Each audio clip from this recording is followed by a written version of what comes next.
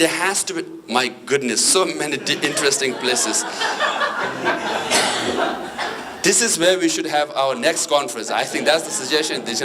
So activists had a field day, right? And then, but then reactive means, you know, someone has to come or something has to happen. Then, but we also means you have to wait, right? But then I want to do something more. I wanted to be more proactive, right? I wanted to be more scholarly, wanted to have dialogue, you know, so that I could do something. Then I thought, what can I do? Then I met, of all the people, the president of the Chinese Student Association who welcomed Chinese president. Why? Because we often landed up in the same place. I'm interested in China for obvious reason. She was interested in China for obvious reason. Of course, altogether different reasons, okay? So there were events, lectures, conferences, we all were there. Somehow we could not avoid each other, you know? It's like Hugo Chavez and Obama in the same room, you know? So we had to shake hands while walking out, something like that. I just shook hands and say, why not we go for tea, right? Then we went for lunch. We went for dinner, platonic dinner, I must say.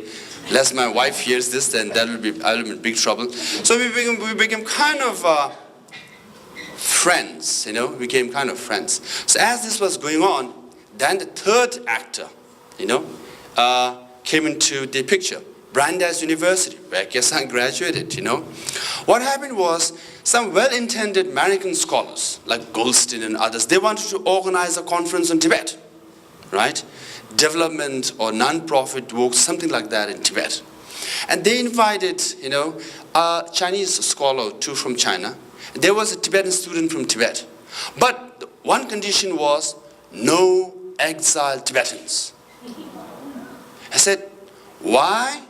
Because exiled Tibetans, of course, of a good reputation, are known for making noises, right? So they will be more of a disruption than productive, you know, participate in the conference.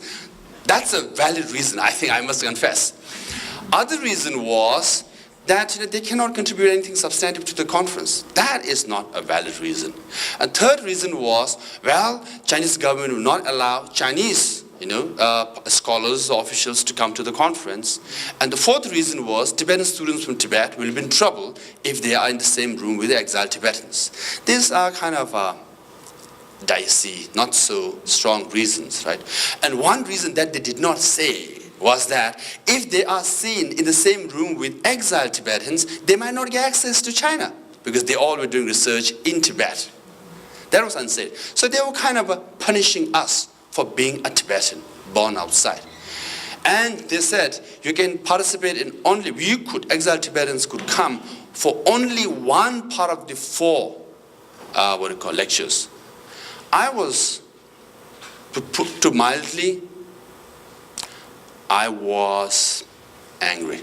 That's a mild word. Very, very angry, okay. And I showed it. And I challenged them, and I said, I'm going to stay the whole day. No matter what you say, what you do, I'm not going to get away. But then there were other students from Brandeis University in the same room. They all left after the first session. And I was the only Tibetan there, you know, making my point. That's why I said I'm much bigger activist than them, because I've confronted authority there in groups also, you know. So the story was, then during lunchtime, I was the only one who could not eat lunch with them, you know. I had to go out get lunch, and I went out to get lunch, I got bored and I left, right? But I never forgot that. I said, I must do something. I must prove them wrong. Wrong that exiled Tibetans can meet with Chinese and Tibet, or at least have dialogue on the issue of Tibet. Because this is my issue. How can they deny my participation over the future of my life, my family's life, and my life of my Tibetan people back home? You know? So I'm so sorry. He always talks about, you know, forgiveness and compassion. But the reason why I started organizing this conference was vengeance. I'm very vindictive, you know? Then I went, and what I did, I made a deal with the devil, you know? I made a deal with the devil, I'm so sorry. Quote unquote devil, I'm so sorry.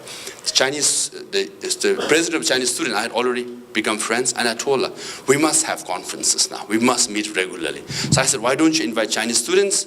I invite Tibetan students, and we have had a couple of discussions. Then I said, why not we take it to the next level? Let's have conference on Tibet. Why not we invite Chinese scholars from China and Tibetan scholars from exile? We will discuss the issue of Tibet. Why? This is your issue and my issue, no one else's issue, you know?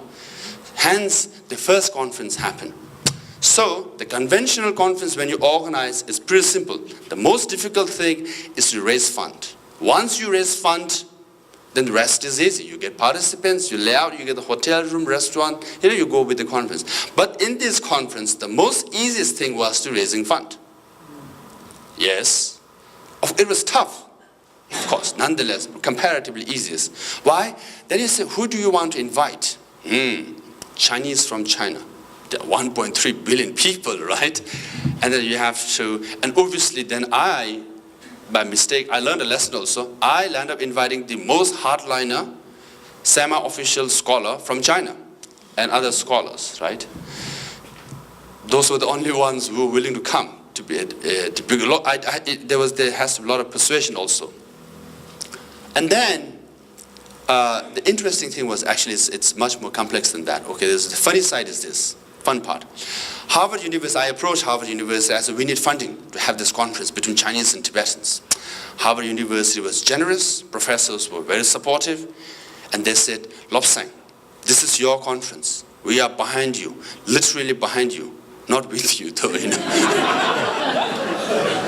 Okay, then I approached the Chinese scholars and said, do you want to come to my conference? They were like, well, you are exiled Tibetans, isn't it? And I said, of course. What are you known for? Making noises, you know, shouting slogans, insulting us.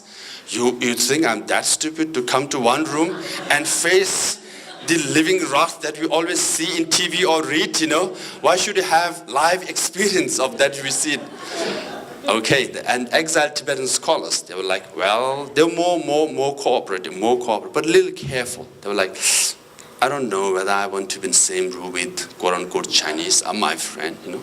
It might compromise my credibility in the streets of Tibetan exiles, you know. They might say, oh, he talks to Chinese. That means he's less patriotic, right? And as usual, the American scholars or the Western scholars who have a lot of things to tell us on how to solve the problem of Tibet, they were like, why should we come to your conference? We don't want to be caught in this crossfire between Tibetans and Chinese. You know, shouting at each other, maybe throwing at each other, and they'll be right in the middle, right? So that was the scenario. Ultimately, conference happened. What happened? Conference happened. And then, I had to negotiate a lot. For example, the topic. We have a Chinese representative in the first meeting, and he said the topic should be development of modern Tibet. How does that sound, right? Obviously, the Tibetan representative will say, excuse me, can we have something called Operation of Occupied Tibet, you know? Then I had to negotiate, and then the topic was dialogue on socio-economic situation in contemporary Tibet. And then one contribution this conference made, I'll run through now, so that so that I finish my presentation in 10 minutes. You know, I'll run through the rest of the 8 slides here. One contribution this made was the official who came. His name was Tu Xiaoming. He was the hardline. Even now, he is the hardliner intellectual in China. He came. And he was very busy during the conference. You know, he gets up, he picks his cell phone, he talks to someone, quite disruptive, you know. Made his presentation. Afterwards, he was not listening to what we were saying, no matter whether we was, you know, loud or not, you know. But then later, we found out why he was so, disruptive, why he was taking calls all the time, was because soon after my conference, he went to New York, I think, or DC, where he met with Lodi Gary and Kelsang Gyaltsen, the representative of His Holiness. And the Kelsang Gyaltsen, the envoy Kelsang Gyaltsen in European Parliament, I think European Commission, he said that meeting led to the breakthrough for the first formal dialogue between Tibetan representative and the Chinese government in September of 2002.